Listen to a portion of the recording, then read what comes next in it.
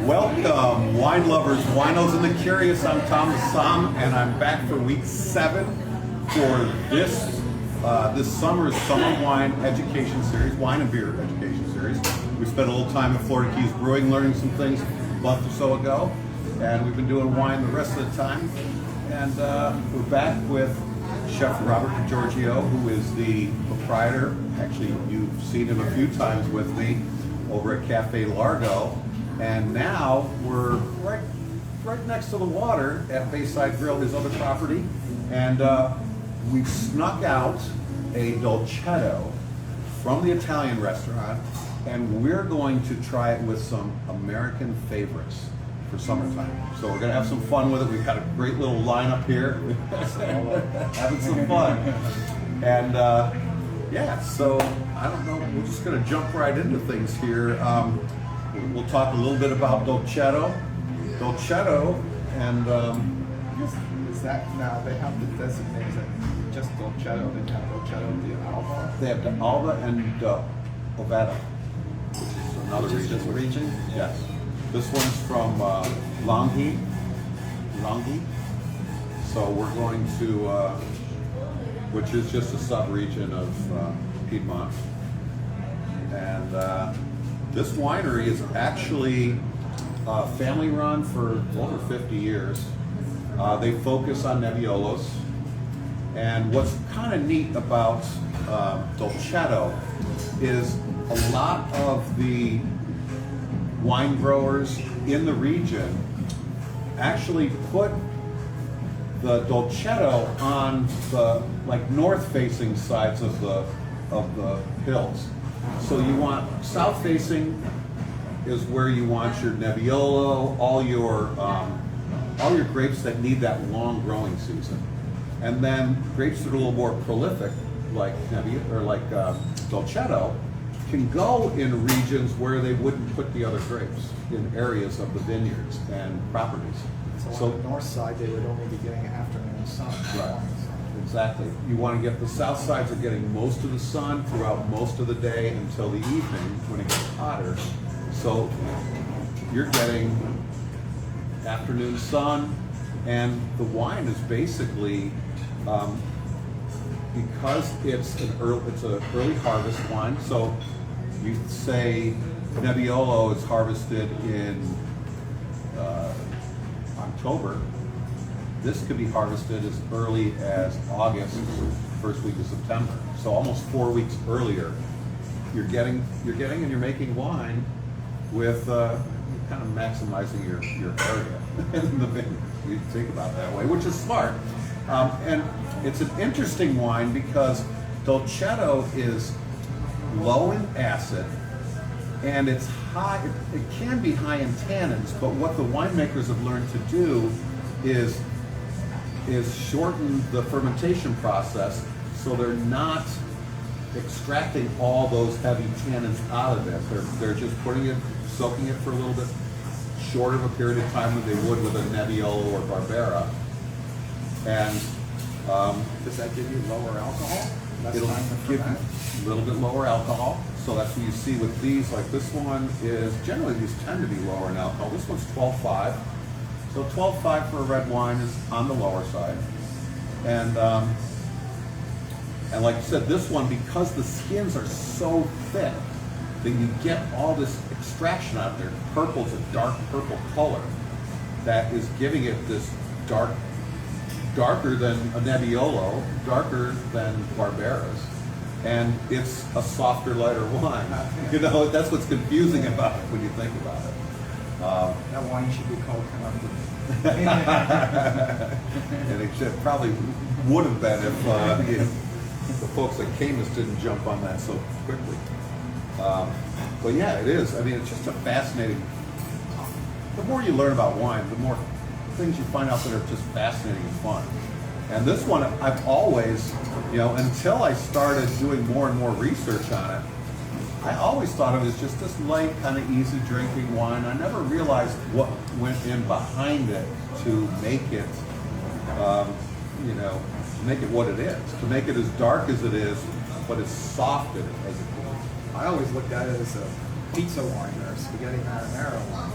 But then when you threw this opportunity and said, hey, let's see what other foods go with it, all of a sudden, this works, this works, and this works. It's very, would it be fair to like compare it to like maybe an Italian style like Pinot Noir and its likeness? Almost. It doesn't have the, obviously the tannins could be more. It's going to be darker than a Pinot Noir, which is basic, you know, like when we talked about Barbera when we were over at Cafe Largo, we were talking about Barbera and Pinot Noir being very, very similar in style, you know, a little less earthy, you know, the Pinot Noir has more earthy tones, mushroomy tones, and Barbera a little more like herbal tobacco type flavors to it. This is going to be mostly fruits that we're getting out of it because of the shorter fermentation time. And because of dark color though, it changes the whole dimension with things. And like we said, normally, like we were discussing earlier, you're looking at pizza, sausage, you know, Fun. yeah, eggplant, you know, stuff like that. And now we're going to just take it to another level because I'm trying to turn people on to this wine that they, you know, if they're looking for something in the summer, this is a great one. You can serve it a little bit chilled. I had a little bit cool earlier. I'm actually still going to put it through my spaceship-looking aerator. Robert likes this one. I haven't got one of those things yet. I gotta get you one. It works so good. But you look how dark the color is for a wine that's light, and it's just a long glass. I'm gonna shuffle around here. I'm going to put it in the sunlight. It's all right. I'll let it go. Yeah. So if you're seeing this, I mean, we're looking at it through sunlight, and this is denser than any Pinot Noir, Barbera, even a lot of Nebbiolos. But it drinks so light. And it drinks so light because the skins are so, they have all of that, those tannins, all the color.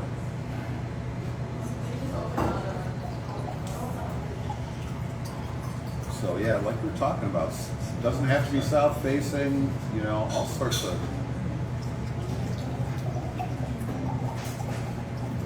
fun and fascinating facts with this wine. You know, the name means little sweet one. That's where the name comes from. And it's really, you know, like you're saying, the tannins are gentle in it, but it doesn't. If the winemakers hadn't figured that out, they probably wouldn't even be using this to make wine. They'd be making jellies and jams with it. So Nebbiolo. Yes. Okay. So you have these inexpensive, light, fun, fruity ones, but then you can take this same grape and make some of the most expensive wines in the world. With Nebbiolo. Yes. Nebbiolo, yeah, compared to Dolcetto. I mean, the Nebbiolos are definitely, like we talked about, lighter in color. They're more age-worthy. Their tannins are so harsh that, like, these tannins would be as harsh as the Nebbiolo tannins, but because the acid level is so low in the grapes, they can't do it. The wine would be a washout, you know. So they have to make them in totally different styles. And some of Wine is very smart.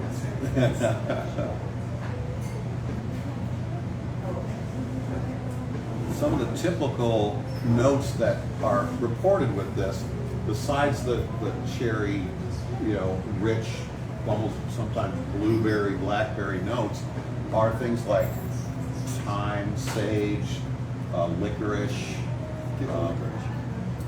What's the other one? Almond. You get a little bit sometimes in this wine. This one you picked so a little richer and fuller. A little richer and fuller. This one, In a good way.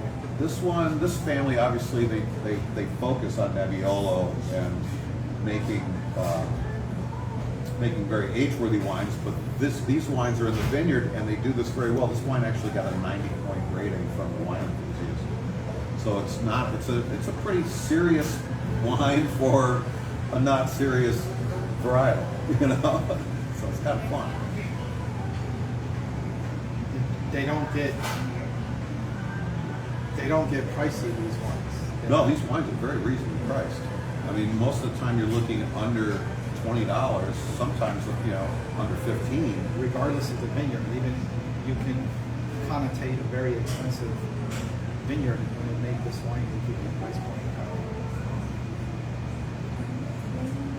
Exactly. It's the everyday wine. It's one of those, you know, typical Italian everyday wines. What everybody talks about. Oh, I went to Italy and I drank the everyday and it was fantastic. I never had a hangover. You know, that sort of thing. I drank 3 bottles a night and it never bothered me.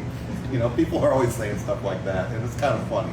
But you know, they're talking about the not adding the sulfites, the extra sulfites to it to stabilize some of the wines that you get, you know, in the villages, which can or cannot be true. I'm not sure if it is. I mean, you always want to add a little bit, especially if you're bottling a wine, you want to add a little sulfites just to stabilize it. I remember years back when Fetzer was putting out their organic wines. You remember that? And you open up one bottle and it's great. You open up the next bottle, it tastes like a totally different wine. It was like, I think we're going to pass on this one. I got 1 case of it, and that was the only thing I drank. And that's the only thing I bought from them for maybe 3 or 4 years until they, whatever they did to make it more consistent.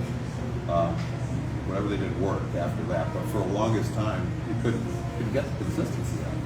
Well, you don't want a sulfite-free wine. You want a low sulfite wine. Sulfite-free is actually probably impossible because it's, you know, it's in your salad. You know, there's sulfites in everything. It's a very broad term. People ask, what are sulfites?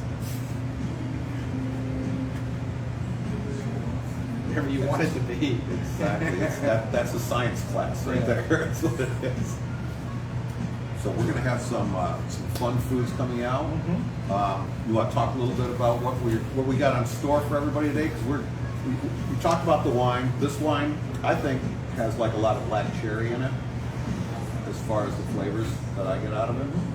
I get a little bit of like a thyme in it, and I don't get the almond that they talk about, at least not yet. And so I look at it as a fun, food-friendly wine. So I tried to have fun with the food and prepare it. So the first thing that's going to come out is this hot honey fried chicken that we have on special right now. So Bell & Evans chicken, premium chicken. They sell the perfect boneless chicken thigh on the breast. always the best thighs. We talked about that before. You got the richness of the thigh, a little bit of creaminess, a little bit of gaminess, and the richness of the thigh kind of like crosses over into almost like a meat category. Drinking this wine will go perfect with it. Then the breading on it is very, very light. It's a cornmeal based bread. It's flowers and cornmeal or anything. And then you got the element of the honey, the sweetness, which go with this, and then you got the element of the spice that we put in it. We make our hot honey. It's got garlic and different kinds of chili in it. Nice. So you go from the sweetness, you break it up with the garlic, and then the spice at the end, and you got the richness of the chicken. You got all this going on, and it makes for a fun combination. I think that's going to be it. That's the way we're going to start. We wanted to do, you know, the thing that I put out there to everybody is we got a light Italian summer wine that's going to go with American summer type foods, and fried chicken. Would you eat more fried chicken? Italian fried chicken too. Not all Italian food is lasagna and meatballs and spaghetti and pizza. You know, look at an Italian menu. You know, it's fish, meat, chicken, all kinds of stuff. Very versatile one. Very, very versatile one. And then you're going to follow that up with the kebabs, right? So we'll be doing that. Kebabs. So they should be coming out soon. I'm trying to think what else. I'm not getting a lot of floral notes out of this, which they talked about quite a bit. They're saying, you know, floral, herbal. Like I said, I get a little bit of a thyme-like essence to it, but not a lot of None of them. None of the other characters you normally would get. Really? I don't know how to. Excuse me. I was just told that it's right side up on here. I don't know why it's doing that.